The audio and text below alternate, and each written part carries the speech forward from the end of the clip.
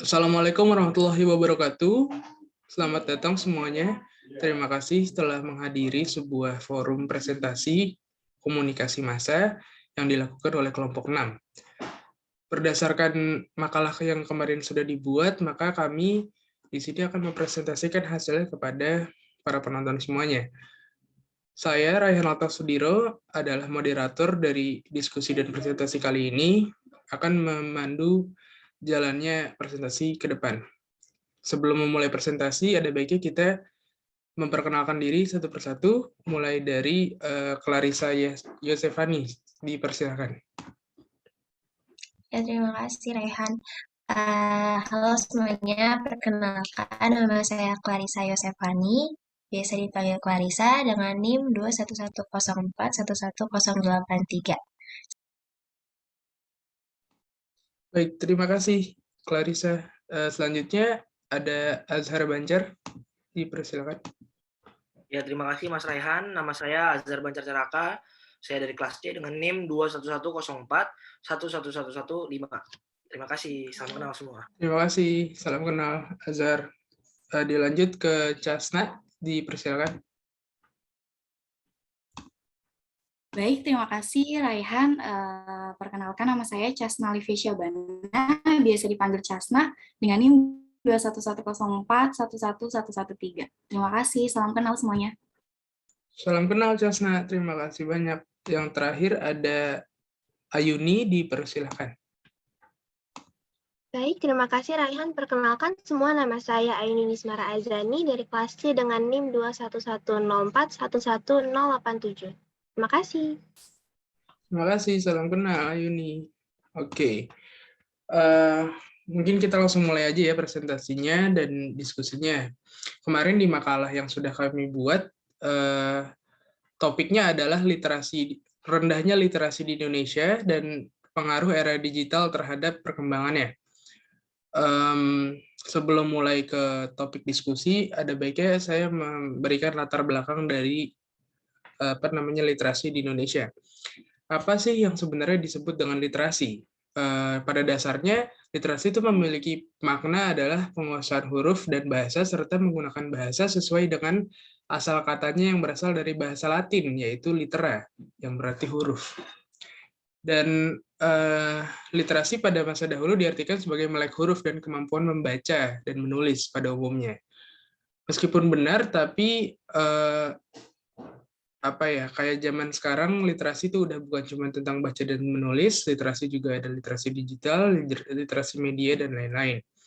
Tapi pada presentasi kali ini kita akan berfokus pada penyebab rendahnya literasi di Indonesia, khususnya adalah bidang baca-membaca. Dari kalian nih, ada nggak sih yang mau berpendapat tentang kayak kenapa literasi di Indonesia tuh masih rendah? Mungkin kepada ada yang mau berpendapat, dipersilakan. Mungkin saya duluan kali ya, menanggapi penyebab dari rendahnya literasi di Indonesia. Ya, kali ini giliran saya dulu yang mempresentasikan mengenai penyebab dari rendahnya tingkat literasi di Indonesia. Dan saya telah membagikan semua penyebab tersebut ke dalam 3 faktor. Nah, yang faktor pertama itu adalah kurang meratanya persebaran bahan bacaan berkualitas di seluruh daerah yang ada di Indonesia. Nah, persebaran yang kurang merata ini berakibat pula pada minimnya ketersediaan bahan bacaan yang menarik dan lengkap. Oleh karena itu, motivasi dan daya tarik masyarakat di daerah-daerah tersebut, khususnya dalam hal membaca, juga terbilang masih sangat kurang. Lalu faktor yang kedua yaitu budaya membaca masih belum bisa diterapkan secara efektif sebagai suatu kebiasaan, baik di lingkungan rumah maupun di lingkungan sekolah. Nah, hal ini itu terjadi karena orang tua maupun guru masih belum bisa menjadi role model atau panutan yang baik dalam menumbuhkan rasa antusias membaca bagi anak-anak. Nah, lalu faktor yang ketiga itu sendiri sekaligus menjadi faktor yang terakhir adalah adanya kemajuan teknologi di era digital seperti sekarang ini. Seharusnya kan era digital tuh kayak bisa dijadiin gitu sebagai fasilitator untuk kegiatan-kegiatan literasi melalui media-media digital. kegiatan literasi yang dimaksud tuh kayak kegiatan forum diskusi, membahas suatu buku, atau bedah buku gitu misalnya. Tapi kenyataannya malah nggak kayak gitu. Forum diskusi tentang buku atau bedah buku ini masih dipandang sebelah mata oleh masyarakat Indonesia. Bahkan dianggap tidak sesuai dengan budaya kita. Ya, sekian Rehan dari saya. Terima kasih. Terima kasih banyak, Clarissa, atas presentasi dan jawabannya. Mungkin dapat disimpulkan bahwa penyebab literasi di Indonesia rendah itu karena banyak bahan bacaan yang kurang menarik dan kurang diminati oleh masyarakat luas, terus juga budaya membaca di Indonesia yang belum bisa diterapkan di seluruh lapisan masyarakat. Bahkan beberapa kegiatan-kegiatan yang emangnya seharusnya menarik untuk dilakukan seperti bedah buku dan lain-lain yang sangat bermanfaat bagi ilmu kebahasaan itu masih dipandang sebelah mata oleh masyarakat. Menarik nih. Terima kasih banyak, Clarissa. Mungkin saya ada pertanyaan ya yang menyinggung juga ke topik makalah yang telah kami buat. Itu ada gak sih, kan gini, di zaman sekarang tuh buku tuh udah banyak bentuknya, bukan cuman buku fisik, bukan cuman novel, koran atau segala macam.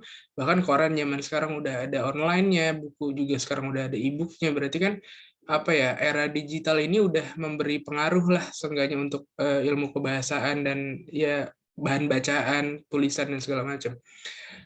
Menurut kalian ada gak sih sebenarnya pengaruh dari era digital ini nih, digitalisasi ini terhadap literasi di Indonesia? Ada yang mau jawab? Mungkin saya, Mas Rai.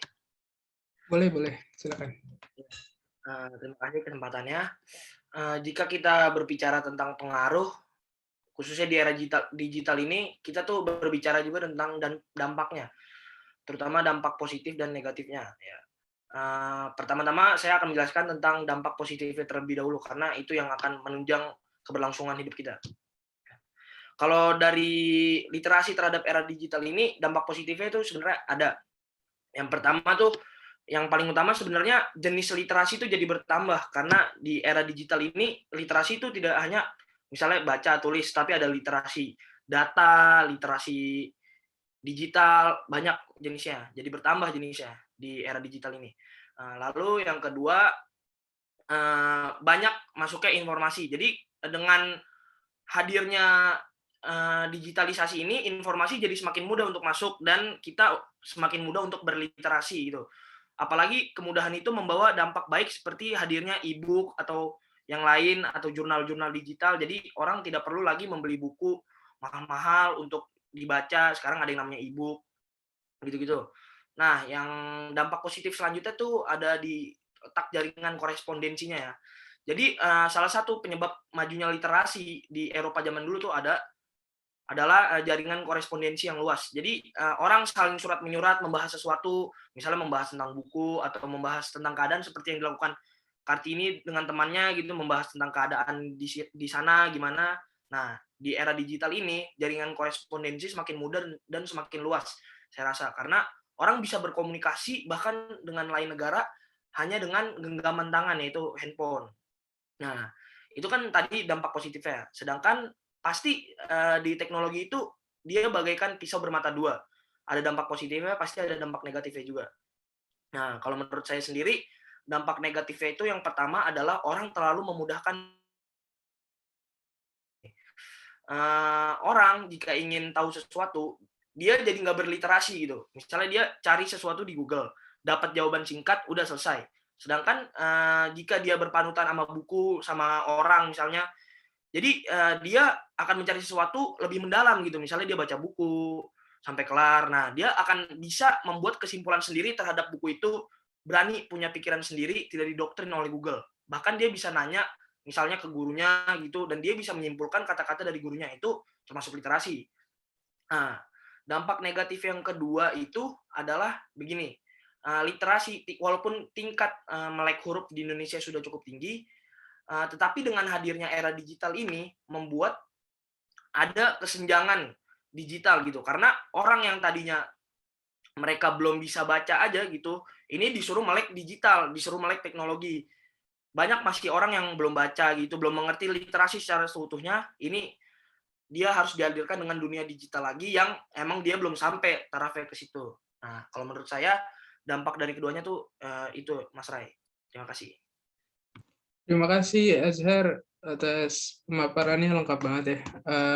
Mungkin kalau bisa disimpulkan, pengaruh era digital itu ada positif ada negatif ya jelas ya. Karena kan tadi yang dibilang Azhar Bacar, pengaruh positifnya adalah banyak jaringan korespondensinya jadi luas, orang-orang jadi gampang untuk memberi kabar seperti itu, gampang untuk memberikan informasi dan segala macam. Dan juga pengaruh positif yang paling yang paling dirasakan tuh bentuk buku jadi semakin variatif, semakin banyak bahan bacaan yang sebenarnya menarik gitu untuk dibaca di era digital ini, karena nggak harus mungkin ebook juga berbayar, cuman harganya juga nggak semahal buku fisik, dan juga aksesnya yang mudah, begitu kita beli kita langsung scroll bisa baca langsung di handphone kita. Tapi ya ada juga dampak negatifnya, yaitu tadi yang dibilang Azhar adalah nggak semua orang melek sama digital seperti itu, walaupun memang angka melek huruf udah tinggi, cuman nggak semua lapisan masyarakat bisa mengakses digitalisasi ini. Terima kasih banyak Azhar.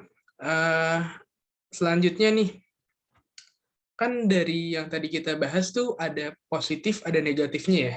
Terutama nih untuk negatifnya ada di penyebab literasi di Indonesia, penyebab rendahnya literasi di Indonesia, Mas. Menurut kalian ada nggak sih solusi nih dari penyebab rendah literasi di Indonesia? Karena kan emang butuh banget nih untuk ditingkatkan. Ada yang mau berpendapat? Saya boleh berpendapat nggak? Boleh. Silakan. Oke, baik, terima kasih Raihan atas kesempatannya. Nah, setelah mendengar pemaparan nih mengenai hal-hal apa aja yang menyebabkan literasi di Indonesia itu rendah, saya akan menyampaikan solusi-solusinya. Jadi, solusi yang pertama, kita dan juga masyarakat se-Indonesia nih harus menerapkan kebiasaan untuk rajin membaca buku, entah itu membaca dari sumber-sumber lain seperti jurnal, artikel, maupun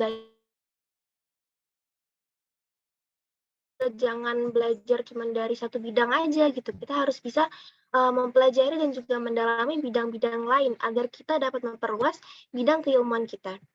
Nah, terus lanjut ke solusi yang kedua, yaitu ketika kita lagi baca buku nih atau bahan bacaan lain, kita harus bisa membiasakan diri untuk mengkritisi isi dari bacaan tersebut dan memahami lebih lanjut gitu tentang apa yang kita baca. Cara untuk mengkritisinya itu dengan cara kita jangan cuma membaca doang terus selesai, tapi kita juga harus benar-benar paham apa sih maksud dari bacaan yang kita baca tersebut. Nah, terus kalau misalkan ada kata atau kalimat nih yang kita kurang ngerti, maksudnya apa, kita tuh harus menimbulkan keinginan untuk berliterasi alias mencari tahu apa sih maksud dari kalimat atau kata yang kita nggak paham tadi itu. Nah, lalu lanjut ke solusi yang terakhir, yaitu kita harus menerapkan metode membaca yang menarik nih, serta menghidupkan atau melestarikan lagi budaya membaca buku fisik atau buku cetak. Kenapa sih harus menerapkan budaya membaca yang menarik? Alasannya tentu agar kita dapat bisa lebih betah dan lebih gemar lagi untuk membaca. Cara untuk mempunyai metode membaca yang menarik yaitu bisa dengan cara membentuk ataupun ikut komunitas nih yang memang memiliki kegemaran genre yang sama gitu pada buku yang suka kita baca. Jadi ketika kita ikut komunitas tersebut, kita bisa saling sharing, bertukaran pikiran atau pendapat tentang buku yang udah kita baca. Oh iya, budaya membaca buku fisik juga bisa banget nih diaplikasiin dengan cara menulis resensi atau juga menulis resume. Terima kasih. Terima kasih Ayuni atas pemaparannya, terima kasih banyak atas solusi-solusinya ya. Menarik sekali karena poin yang disampaikan Ayuni adalah kalau misalkan kita harus memiliki daya juang baca yang tinggi agar kita bisa meningkatkan literasi di Indonesia kan. Karena kalau misalnya kita nggak tahu tentang sesuatu, kita bisa langsung cari tahu gitu. Jadi kalau misalnya nggak tahu ya cari tahu gitu. Biar kita paham. Terus juga dari metode membaca yang harus makin variatif ya, biar kita walaupun membaca itu bosan, kalau misalnya Anda sedang bosan dalam membaca, ada baiknya Anda mencari metode lain untuk membaca biar Anda tuh tetap membaca walaupun ya lagi bosen begitu. Selanjutnya nih, kan tadi udah dijelasin tentang pengaruh negatif ya oleh Azhar Bacar, pengaruh negatif dari era digital gitu. Ada nggak sih sebenarnya solusinya dari pengaruh negatif yang diberikan era digital ini? Ada yang mau berpendapat? Mungkin saya boleh, Raihan? Boleh, silakan. Oke, baik. Sebelumnya terima kasih Raihan selaku moderator atas kesempatannya untuk menjawab pertanyaan tadi ya mengenai apa sih yang bisa kita lakukan dalam rangka meminimalisir pengaruh negatif dari era digital, utamanya dalam hal literasi. Poinnya, solusi ini menjadi 2 poin. Di poin yang pertama ini adalah kita harus mencari sumber referensi terpercaya. Kenapa? Karena kan di era digital ini ya, seperti yang kita tahu, informasi itu semakin mudah didapat ya, seperti yang sudah dijelaskan oleh Azhar sebelumnya. Dengan semakin mudahnya informasi yang kita dapat, maka semakin besar juga nih pertanyaan kita mengenai validitas atau kebenaran dari informasi yang kita dapat. Jadi ketika kita melakukan literasi secara digital, banyak kemungkinan juga kalau informasi yang kita dapat itu merupakan hoax ya, atau tidak dapat dipertanggungjawabkan kebenarannya. Nah, oleh karena itu diperlukan nih yang namanya peran aktif dari kita selaku pengguna berbagai fasilitas digital untuk dapat memilah sumber referensi yang kita dapat ketika melakukan literasi secara digital.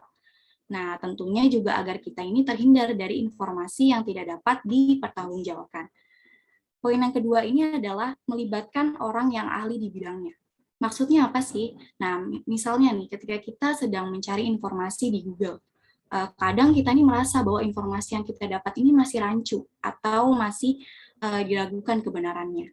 Contohnya nih, ketika kita sedang mencari informasi mengenai kesehatan gitu ya di Google, kemudian ada informasi random nih atau acak mengenai kesehatan. Misalnya kita jangan makan ini bareng sama ini, nanti kamu bisa begini loh, gitu. Informasi yang didapat itu kan tadi masih rancu ya atau ragu. Nah, kita bisa nih melibatkan orang yang ahli di bidangnya, contohnya seperti dokter ya di bidang kesehatan, di mana ketika kita menanyakan itu kepada dokter kan kita akan diberikan alasan-alasan medis sehingga informasi yang kita dapat mengenai kesehatan tadi pun bisa dipertanggungjawabkan gitu. Nah, dari sini kenapa melibatkan orang yang ahli di bidangnya dalam literasi digital tadi juga diperlukan. Karena kita juga bisa terbantu gitu, terarahkan ketika mendapatkan suatu informasi yang masih rancu atau masih diragukan kebenarannya. Kurang lebih seperti itu, Raihan. Terima kasih. Baik, terima kasih banyak Jasna. Solusi yang sangat solusi yang sangat solutif ya. Banyak hal yang poin-poin yang disampaikan Jasna itu emang menjadi jawaban dari pengaruh negatif era digital, yaitu dengan kritis dalam mencari sumber dan juga melibatkan melibatkan seorang ahli pada bidangnya seperti itu. Baik, terima kasih banyak. Kita sudah sampai di penghujung topik diskusi dan presentasi kali ini. Untuk itu saya akan memberikan kesimpulan dari diskusi dan presentasi yang telah kita lakukan. Yang pertama adalah penyebab rendahnya literasi di Indonesia adalah karena bahan bacaan yang kurang variatif dan juga metode membaca yang masih kurang banyak ya, kurang bervariasi begitu, dan juga kegiatan-kegiatan dalam ilmu bahasa masih dipandang sebelah mata oleh beberapa lapisan masyarakat. Dan juga untuk solusi dari penyebab rendah literasi di Indonesia ini adalah memperbanyak metode membaca, terus juga memperbanyak wawasan terhadap bahan bacaan, mencari bahan bacaan yang sesuai dengan minat, dan juga mulai mencari tahu hal-hal yang tadinya kita tidak tahu. Terus juga ada juga pengaruh era digital terhadap rendahnya literasi di Indonesia. Untuk Azhar Bacar tadi menyebutkan kalau pengaruh era digital itu ada positif ada negatifnya. Untuk positifnya adalah kita jadi dapat banyak variasi bacaan, akses juga semakin mudah, dan juga jaringan korespondensi atau bahan bacaan itu jadi mudah tersebar kemana-mana gitu ke setiap orang. Dan juga ada juga pengaruh pengaruh negatifnya, yaitu orang-orang jadi malas membaca karena banyak jawaban-jawaban yang simpel, padahal sebenarnya banyak jawaban-jawaban di bawahnya yang masih harus ditelusuri begitu. Tapi karena kemudahan ini orang jadi merasa pengen yang instan aja seperti itu. Dan juga akhirnya tadi udah dijelaskan solusi dari pengaruh negatifnya, yaitu kita harus melibatkan ahli di dalam bidang-bidangnya, kita harus banyak bertanya, harus lebih kritis dalam mencari sumber agar sumber yang kita dapatkan bisa valid dan udah teruji oleh bidang terkait. Oke, kita sudah sampai di penghujung topik. Terima kasih banyak atas presentasinya, teman-teman semua. Semua informasi yang telah kami sampaikan adalah hasil pemaparan dari makalah yang telah kami buat dengan bahasa yang tentunya dikemas sedemikian rupa agar mudah dipahami oleh penonton. Mohon maaf jika ada salah kata. Akhir kata, saya Rahenalto Sudiro akan menutup presentasi pada kali ini selaku moderator. Wabillahi taufiq wal hidayah. Wassalamualaikum warahmatullahi wabarakatuh. Terima kasih semuanya.